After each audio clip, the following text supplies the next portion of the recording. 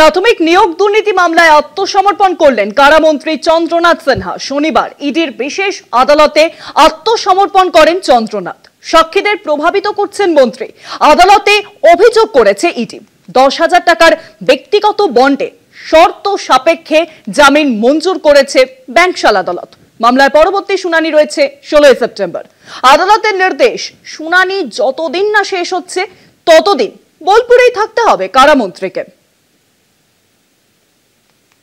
বারবার তলব করেও নাগাল পাওয়া যাচ্ছিল না তার, এড়িয়ে যাচ্ছিলেন হাজিরা। এবার সরাসরি আদালতে আত্মসমর্পণ করলেন প্রাথমিক নিয়োগ দুর্নীতি মামলায় অভিযুক্ত রাজ্যের কারামন্ত্রী চন্দ্রনাথ সিনহা। শনিবার আগাম জামিনের আবেদন করেন ইডির বিশেষ আদালতে। তবে জামিন পেলেও বেরোতে পারবেন না বোলপুর থেকে।